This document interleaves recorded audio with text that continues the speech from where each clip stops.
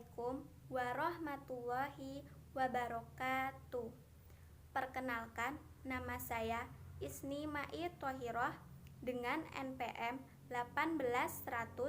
18.16963201063, jurusan S1 Administrasi Negara, kampus STIA Setih Setio Muara Bungo. Baik, di sini saya akan menyampaikan materi mengenai kepemimpinan dan organisasi. Kepemimpinan merupakan sebuah bidang riset dan juga suatu keterampilan praktis yang mencakup kemampuan seseorang atau sebuah organisasi untuk memimpin atau membimbing orang lain, tim, atau seluruh organisasi. Kepemimpinan tanpa organisasi atau wadah maka hanya sebatas konseptual pemimpin. Konsep-konsep tersebut butuh tempat atau organisasi dalam pengaplikasiannya agar menjadi sebuah kepemimpinan yang efektif. Definisi organisasi. Organisasi adalah bentuk setiap perserikatan atau kerjasama manusia untuk mencapai tujuan bersama. Organisasi juga diartikan sebagai wadah atau tempat berkumpulnya orang-orang yang saling bekerja sama dalam mencapai tujuan. Ada dua pertanyaan mengenai organisasi. Yang pertama, sejak kapan Anda mengenal organisasi? Yang kedua, sejak kapan Anda terlibat organisasi? Jawaban keduanya yaitu sejak Anda dilahirkan. Mengapa? Karena seorang individu manusia tidak akan hidup sendiri. Ciri peradaban manusia senantiasa ditandai dengan saling bertemu, saling berkumpul, dan saling terlibat dalam organisasi. Saat dilahirkan, terlibat organisasi persalinan. Saat menimba ilmu, saat ini Anda terlibat organisasi pendidikan. Bahkan saat dimakamkan, kita terlibat organisasi pemakaman. Jenis organisasi terbagi menjadi dua, yaitu organisasi formal dan organisasi informal. Yang pertama, organisasi formal. Organisasi formal biasanya memiliki struktur yang amat baik, teratur, dan rapih. Kewajiban serta hak dari para anggota sudah diketahui secara pasti, bahkan tak jarang dalam bentuk tertulis. Contoh dari organisasi formal yaitu organisasi dalam pemerintahan suatu negara. Misalnya, sekolah. Mengapa? Karena sekolah mempunyai struktur-struktur yang bertanggung jawab atas suatu sekolah itu, yang pada hakikatnya dipegang penuh oleh pemerintahan. Yang kedua, organisasi informal. Berbeda dengan organisasi formal, organisasi informal ini kadang tidak memiliki tujuan atau visi misi yang spesifik. Karena itu, aturan-aturan pun kadang tidak begitu diperhatikan sehingga sifatnya lebih fleksibel ketimbang organisasi formal.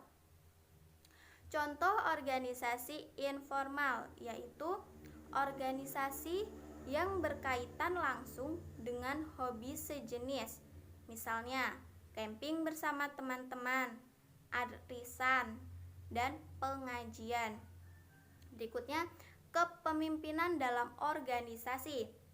Organisasi adalah suatu kelompok yang sedang bekerja ke arah tujuan bersama di bawah kepemimpinan.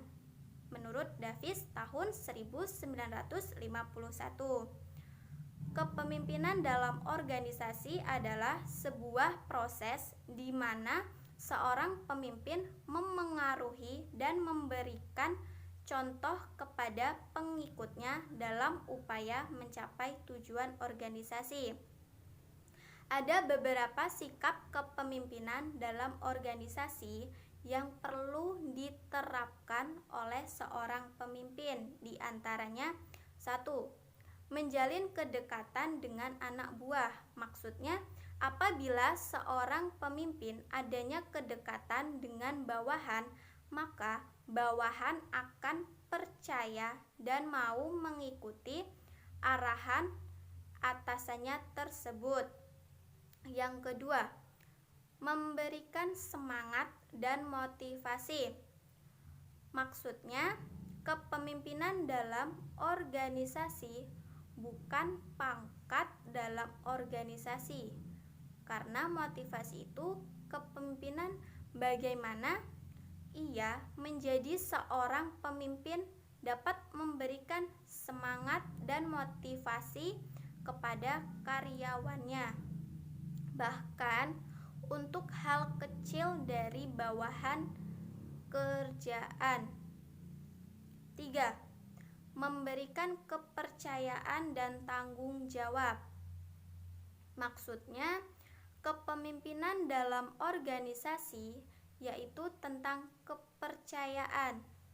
Jika tidak ada hal yang tidak sejalan, jangan langsung menghakimi. Berikan faedah agar kedepannya mereka tidak takut salah dalam mengambil keputusan. Selanjutnya, unsur-unsur organisasi. 1. Manusia.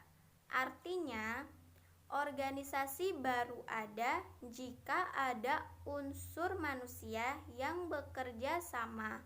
Ada pemimpin yang ada dan ada yang dipimpin atau bawahan. 2. Tempat kedudukan. Artinya, organisasi baru ada jika ada tempat kedudukannya. Yang ketiga, tujuan. Artinya, organisasi baru ada jika ada tujuan yang ingin dicapai. Yang keempat, pekerjaan. Artinya, organisasi baru ada jika ada pekerjaan yang ada dikerjakan serta adanya pembagian pekerjaan. Yang kelima, struktur. Artinya, organisasi baru ada jika adanya hubungan dan kerjasama antara manusia yang satu dengan yang lainnya. Keenam, teknologi. Artinya, organisasi baru ada jika terdapat unsur teknis. Yang ketujuh, lingkungan. Artinya, organisasi baru ada jika ada lingkungan yang saling mempengaruhi. Misalnya, ada sistem kerjasama sosial. Baik, itulah materi yang bisa saya sampaikan. Kurang lebihnya saya mohon maaf. Saya akhiri. Wassalamualaikum warahmatullahi wabarakatuh.